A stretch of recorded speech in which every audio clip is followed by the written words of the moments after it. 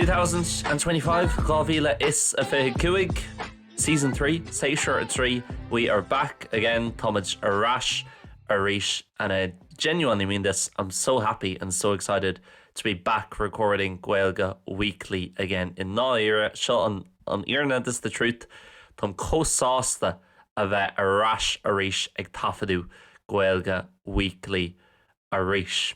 And I wouldn't lie to you about that. Ní mé chun breig a insin stitch faoi sin. I remember back in maybe September, October, you know, it's equivalent manish beidir me bhean fóver, me dhearr fóver, and people who've been listening to the podcast for a while might remember this agus chance, you know, na daoine tá éisteacht leis an bodcar le seo le tamil by sibse in an é seo a chuimhnú. You guys will be able to remember this.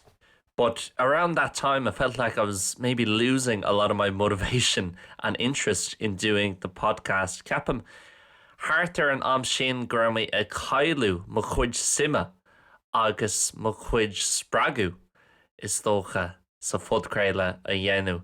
And it was kind of getting difficult for me. Bhí sé gairí níos deachra dom to come up with different topics every week on seachsús le topicí nua.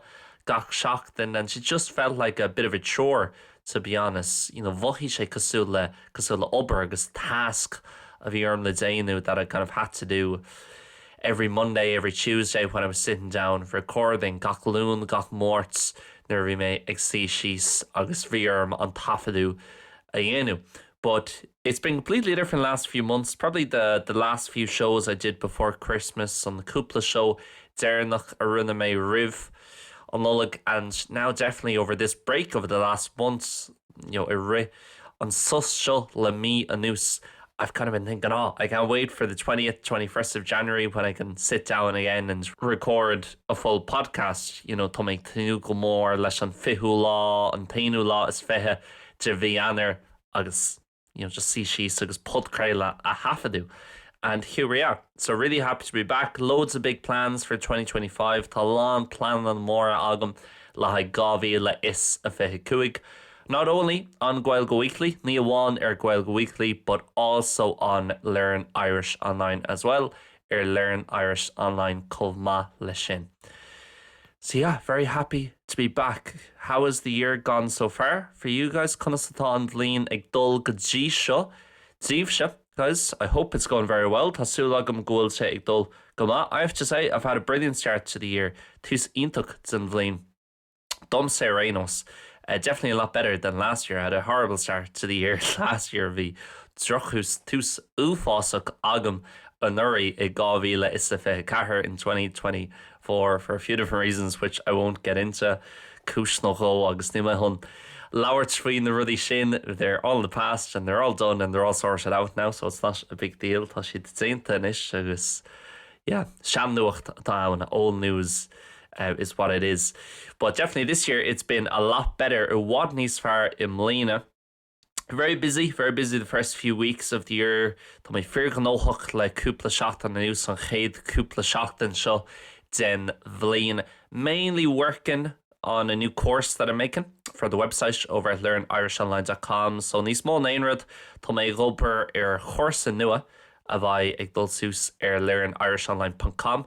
Hopefully in February, le cúna day, mé fiara. It depends on how well the next few weeks goes and depends have I had any big, I suppose, lack of foresight in regards to my planning. So Bratton say you know, céich of ma agus tá mé gobar leis an céad cúpla seachtain eile agus chomh maith le sin an dhearna mé dearmid inrad mór leis an blánáil if I forgot anything big with the planning. But hopefully it should be out in February. I'll be speaking more about that course and as always other Learn Irish Online things over on Instagram and on YouTube. So by make Lauert níos mó if you're ruddy madser le Learn Irish Online hall Instagram agus YouTube. So very busy with that. There's a lot of content involved with it. Tá lán comhábhar I gceist leis, and it's definitely a lot bigger than the courses I've made previously on the website. Gan dát tá sé bhád níos mó ná na cuasaí eile a rinne mé an Steve Idirlín Rivisha. But I'm enjoying it. It's something I like and it's fun to go deep into a project, and especially when you have full kind of control over it. So Tá sé go mags tá sé spríúil chun dul dhaoine isteach go tionscadal cosúil le sin agus chun a bheith 100% i gceannas an tionscadal sin. So I'm really enjoying it. I'm bunch sort of taithneamh, but equally I'm just looking forward to getting it done and not having to think about it too much as well.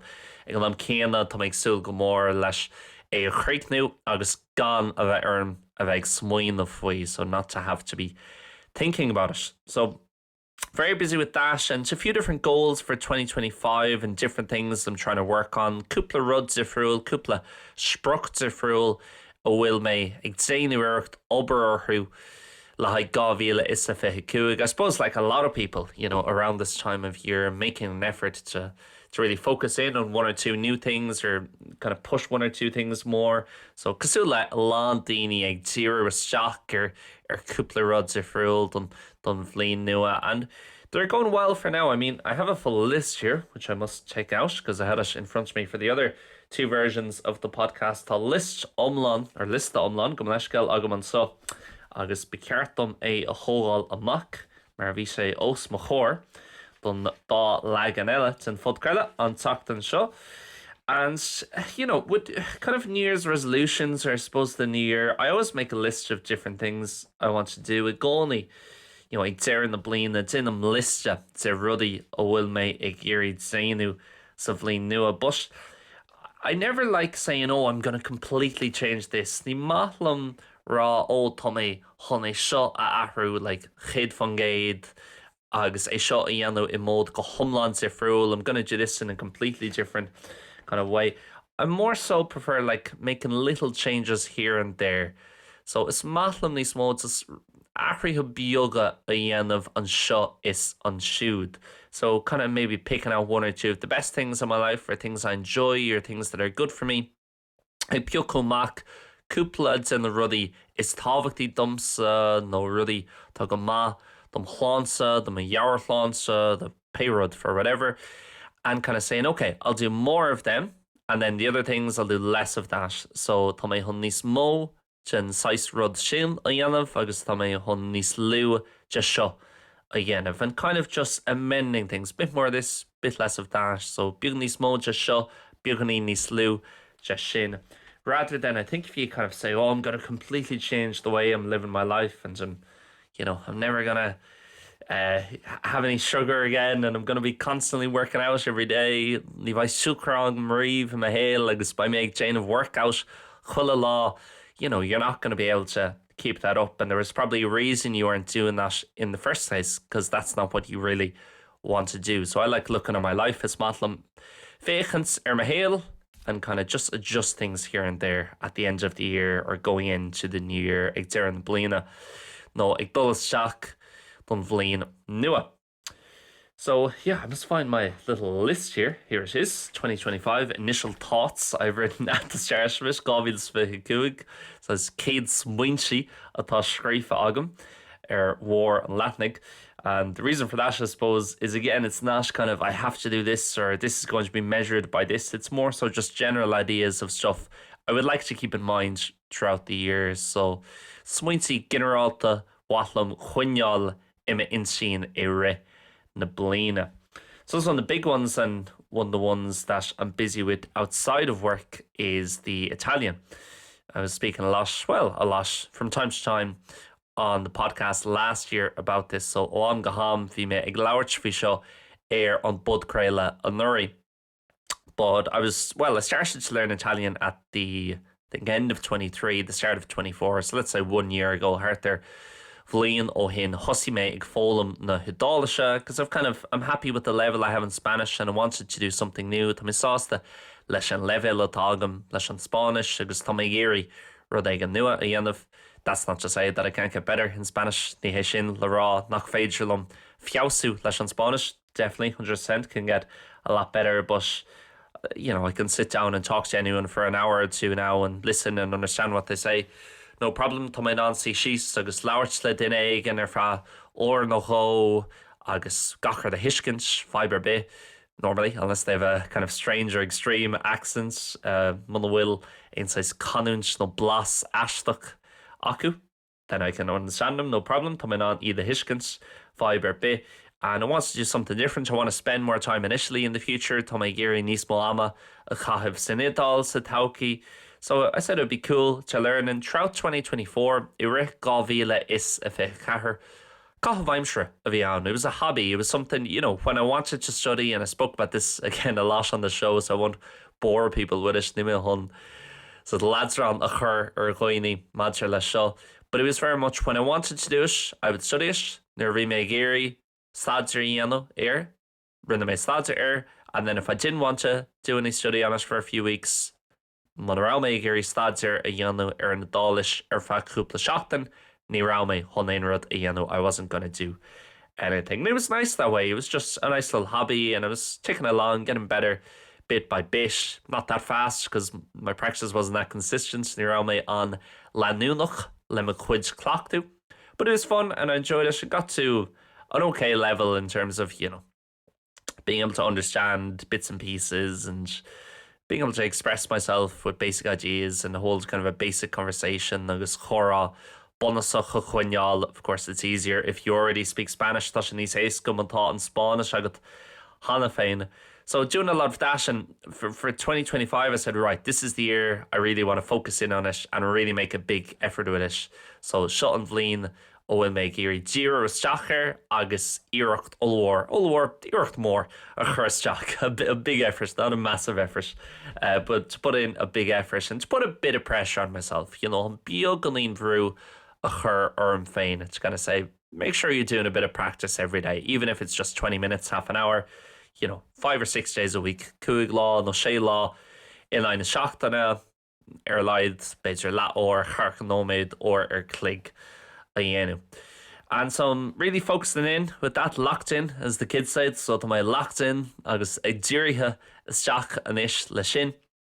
I'm really enjoying it. I'm doing lessons with a teacher here. Tá mé déanú ceachtainna le múntar an seo. Is Colleen Idálach agus tá she in the Choni is Seville, so she's an Italian girl and she's living in Seville, and we meet up kind of once or twice a week and just do kind of conversation classes. So just being mid bula le chéile or no cho in line seachtainna agus being mid a clochtú cora. Really, we just practice conversation more than anything else. And it's really good just to, I think, you know, always with languages, it's always better just to have that experience of just sitting down one-on-one with someone, chatting away. You go only le tangacha tá sin níos fearr, just see síosla duine éigean agus chora a dhéanamh fa or no cho agus.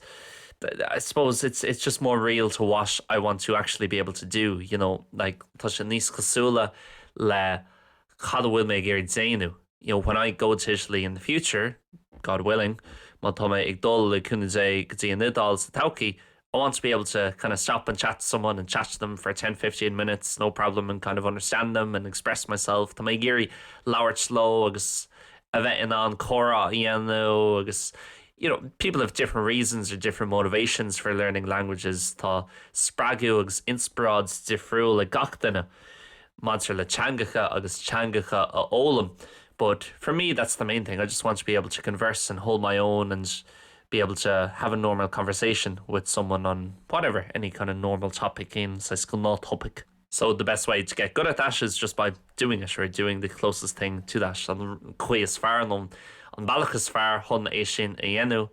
No, just labhairt le duine éigean agus an rud cosúla sin a dhéanamh to do the thing that kind of replicates that. So really enjoying that and spending a lot of time on it and planning on, hopefully that's one of my other things on my list. I have a list of about 20 things here to list agam to beidir fihir rud rules, kind of 20 things I want to do or focus on in 2025. Fihir rud will make géirí díreach isteachar, no, just will make géirí déanú I gábhíle is a feitheadh cúig. One of them spend more time in Italy because I've never really gone there. I was there once when I was 16, bhí sin or one fa cúpla lá just for a few days, nervy me sé bliana déag dísh, but since then chin I haven't stepped foot in the country. Ní aici mé arás go dtí an tír. So hopefully going to be spending a few weeks in Italy. I'm planning hopefully going in March or April for a week or two, and then in the summer again at some point if the first trip goes well. So tá sé rinti an agam chun dul mí mórta nó mí Aibran agus má hinsa go má arás I ré an dairi mar here in August. In July in Seville, it'll be way too hot to stay. And I made the mistake of kind of staying for all of it last year. Rinne mé an botú na nuirí, fannacht an so, an Sarah or fad an nuirí. So I want to actually go somewhere else. I know Italy won't be much cooler. Tá sagam na mai sé níos fóra really. So nidal, but it won't be as bad as here in Seville. Anyway, ní bhaid sé chomh donna, mar bhaid sé an so is Seville Arenos. So yeah, a lot of time in the Italian, a lot náma on the Dalish when I'm not working, nor nach bhfuil mé a gobar. Okay, a very quick interruption to the podcast, just because I know there are a lot of new listeners probably on this show since it is the first one of the year. You're very welcome. I'd like to remind you that Gaeilge Weekly is just one of the many things we make at Learn Irish Online. So if 2025 is the year where you really want to push on and be able to speak and understand, write and read the language to a good level by the end of the year, then we can make it a lot easier for you. I truly do believe that if you sign up as a member at patreon.com/Learn Irish Online. There's a free trial available. So for the first week, you can try out all the different things we have over there and go back to our full archive of content going back all the way to August 2023. We've loads of different podcasts and video series aimed at helping you get better at actually speaking Irish and teaching you what you really need to know in a fun and easy to follow manner. We have shows like Léarish, éisteacht, Agastrú, leafhooked topic breakdowns, button no go, bonus episodes of Gaeilge Weekly, and you also get ad-free and early access to every single episode of Gaeilge Weekly. You can sign up for free today at patreon.com/Learn Irish Online. After the first week, it only costs €7 a month, and there's nowhere else online where you'll get access to so many different resources for learning the language all in one place. If you have any questions or concerns or want to know more about it, you can go to patreon.com/Learn Irish Online. Give us a follow on Instagram or on YouTube, Learn Irish Online on both platforms, TikTok as well, if it's not been shut down by the time you're listening to this. And also you can give me an email at liam.learnirishonline@gmail.com. All of these links and further details will be in the description of this podcast. Míle buíochas. And what else? One that's related to Irish actually. Ceann amháin tá buinse leis an Gaeilge, but isn't related to my work. Nach bhfuil ceangailse le mo chuid ibre ná an cló Gaeilge a ólam. So to learn cló Gaeilge, or how to write cló Gaeilge. So what is cló Gaeilge? A lot of people might not know. Cad atá I gceist nar term cló Gaeilge. Cló Gaeilge, or what would you? It's tough to translate cló Gaeilge into English. Cló is like type or font or script, type or script, let's say, in terms of writing, and then Gaeilge obviously kind of Gaelic. So the Gaelic script that was used up until the 1950s or 60s in terms of official documents and in schools and everywhere really in Ireland in Irish. Okay, so dúsáidsú a cló Gaeilge go dtí na ní ag chuigeatí, nó beidir na ní ag seas go dtí, document of a gula, scolanna, scocker, the really madzerlish on Gaeilge in air and everything related to the Irish language in Ireland. A lot of people will know it if they saw it. Feel free to look it up. So Vic Sherolas Egalan Dini agus Vic Athnad air. So Matatu Igiri a Chortu if you want to look it up. CLO fada space GAELACH Cló Gaeilge. And you'll often see a font kind of similar to that. That's it's the Cló Gaeilge isn't a font, it's an alphabet, you know, like Cyrillic or like whatever. And a lot of the letters you'd be able to tell what they are, you know, lans and a litrica. Vekisad, Kadata, a geshlo, like you could look at it and say, oh, that's an A and that's a G or whatever. Vektunan, Vekanser, oh, it's A, a shin, it's G, a shin. But there are some letters then that are completely different. Tá a lá litrica or cúpla litir arénos agus tá siad go hiomlán difriúil. Like I think the S looks like an R really. So tá cuma an S cosúil le R go hiomlán difriúil. Completely different. And you know, even the other ones, okay, an A and a G, they might look similar and you'll be able to tell what it is. You know, bheith isad cad atá gceist na reckonn tú G, no A. But you wouldn't be able to write it yourself from memory. Ní bhéfá in an é scríb tú féin just ó chuimhne, because it is still fairly different. It's recognizable, but it's different. So I really want to learn that because all my life, my héal fad, which isn't a very long time, I suppose, Carablina Sveha, 24 years, so not very long, ní roada, but I've always kind of felt weird when I'm writing pen and paper or typing. in Irish, and I'm writing with the normal alphabet. I don't like saying normal, the Latin alphabet, an alphabet an abítar a bhíon mud ag úsáid in mBéarla, the Roman or Latin alphabet an abítar Románach. It just does feel strange. Like when I'm writing in English in that one, maybe it's because my handwriting is bad. Beidir go simmer go ma chris scríb nóirta go donna because it is really bad. Tá sé handon fad acarinos scale another story.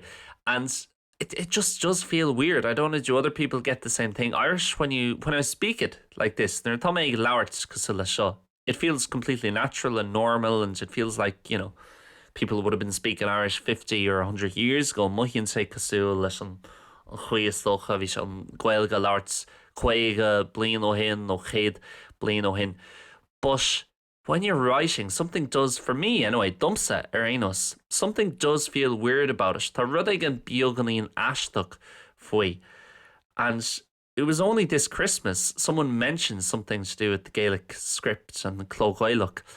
Ní raisiach an nullag seo Louis duine aigen rud aigen beidir ag duine nullag nó ícha nullag Christmas dinner, Christmas lunch or on Christmas Eve. Louis duine aigen imimeach rud aigen faoin clógáileach. And I was like, oh, of course. I had never really spent much time in my life thinking about the old Gaelic scripture, thinking what it was. And then I realised, agus an sin thug my fideara, like everyone who is writing in Irish, whether they're native speakers or learning it, it's cuma, mas rud é grá siad ag fólam, nó mas rud é grá siad beidir in a gaintear dúchas. They were writing in the Gaelic script up until the 40s and 50s, as far as I'm aware. So ceapan grá gach duine ag scríb leis an glógáileach. Na bhí siad ag scríb as Gaeilge agus é na níte carchatí, na níte chuigetí, beidir níos déine. Maybe there are still some schools in the Gaeltacht. Beidir goil fós cúpla schools in the Gaeltachtaí a bhín ag fólam an chlógáileach. I'm not sure, is it accepted if you do your leaving cert or your junior cert and you write in the old script? I'm not sure is it accepted. It should be.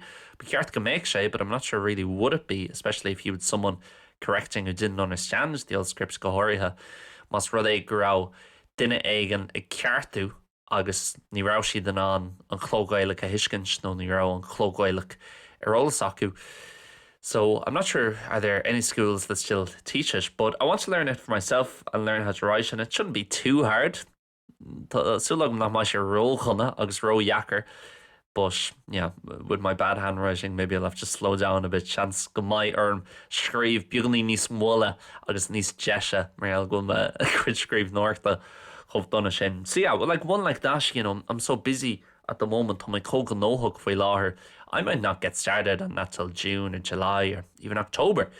Seans nach mai an seans agam é a hosú gotí mi meitheamh, mi úil, nó fiú, mi over. But that's okay. Tá sé sin ceart galore. I always think the worst piece of advice I hear, and I know it's meant in a nice way, tá agam gúil sé seo, like Darren Dini an piece of chorla seo, Malach Jazz. People say this kind of piece of advice in a nice way or a good meaning way. But when people say life is short, tá sail on a year or fad, I'm like, it is, yeah, but equally you have probably got a good bit of time to do different things. Like an am céine tá neart ama agus chance ma go neart ama agus tan rudí difriúla. And if I know that might sound arrogant, beidir go come a subtleach ar sin, and you never know, tomorrow's not promised, and every day could be your last. Chance go gach law mar the law zernach. I know that 100%. Tá sagam é sin céad fan géad. But at the same time, like with something like that, I'm like, I will do it. I will get to it. But I'm not gonna make myself run down or depressed or do it when I'm too busy and not be able to enjoy it. Ní mé chun mé féin dhéanú like dómh dóite nó tín thuirseach de rud éigen agus gan tanamh a bhainte an rud and do it all at once and be too busy agus bheith róchan óthach agus ag déanú gach rud ag an am céanna.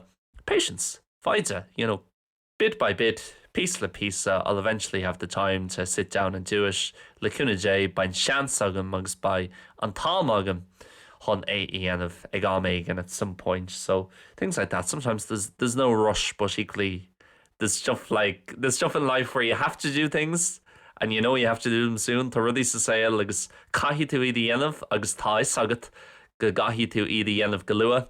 And then there's other things that, aren't as important to the Alex. Níl siad chomh like learning how to write in the old Gaelic script, fólam chun scríomh sa chló Gaelic, sa sean na stíl in the Gaeilge. And that's not as important. Tá agat nach bhfuil sé sin chomh so it depends, I suppose, on your priorities. But yeah, a few other things. I want to write more. Tá mé gur scríomh níos mó. I guess that kind of ties into the Gaelic script. But in general, just writing, even in English, few in mBéarla. I really enjoyed getting slowly back into a bit of writing kind of towards the end of last year. Ag dúirtim le dearan na bliana an nuirí bhí méid buint taitneamh as scríomh. I suppose I was mainly writing about just things that interested me and kind of writing almost as if I was writing a book. A few bhí sé beagnach cosúil gra mé ag scríomh leabhar. Sometimes I was writing about, more personal things, my own life, orintha bhí mé ag scríomh faoi rudí níos persanta in my héal féin. But in general, I was writing a lot about Formula 1. So there's your weekly Formula 1 reference on Taggart Seachtanúil the Formula a Hain. I know I'll have a lot of new listeners this week because it's start of the year and we've been on a break and I've been running a lot of promo on the podcast recently. Thosaitheoirí go maith lán éisteacht nua agin an Seachtain seo mar tá méid déanú lán promo agus arnóí an céad episode tar éis sus na nullag. So for any new listeners, whatever I'm talking about on the podcast every week, Formula 1 comes up at some stage because I'm obsessed with Formula 1. Tá méid gafa le Formula a Hain. So every week, it doesn't matter. We could be talking about whatever. We could be talking about Trump. We could be talking about losing a loved one. We could be talking about reading. It doesn't matter. Formula 1 will come up. Tucky Formula 1 sus a pointsa again, and it has done a reach again just there. But anyway, that's kind of like what I like spending time writing about because that's my degree. Sin came atá agam. A lot of people may not realize this. Beidir nach bhfuil is seo roles ag an daoine, but I don't have a degree in Irish or in teaching. Ní léon céim buinte amach agam sa teagas nó sa Gaeilge.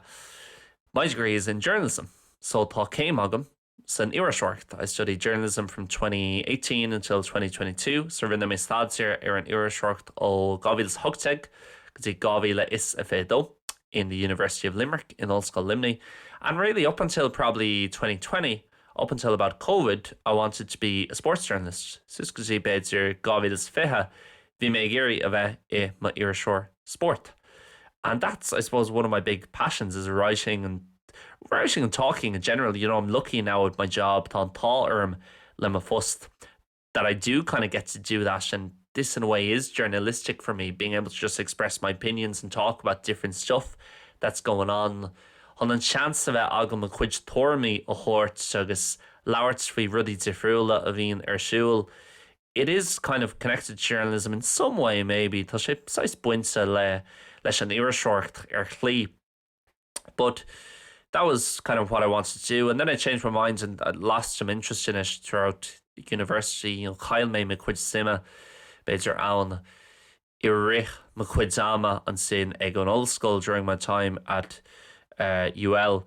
But it is something over the last few months I've found myself going back to. Is rud I would make dollar ras go dtí inis agus tá méid buint taitneamh as níos mó. I'm enjoying it more just to write it again as a hobby, not to be thinking I need to make money out of this or do X amount a week. Cai mé airgid a hilla as seo nó an méid seo den rud seo a dhéanamh gach seachtain. It's more just like, when I want to do it, I'll do it and enjoy it. Nuair tá mé géirí a dhéanamh déanhime agus tá mé an taitneamh a bhain seas. It's funny, like 2 nights ago, gá ího hin, I was watching back the Tommy Tiernan show from last Friday. If you make vacancy or air on show Tommy Tiernan on Ina Shakata, and George Hamilton was on. George Hamilton we say Aaron show. I guess most people listening will know George Hamilton. Certainly if you grew up in Ireland, must were they gros to an east in Aaron by Atn Agat Air George Hamilton.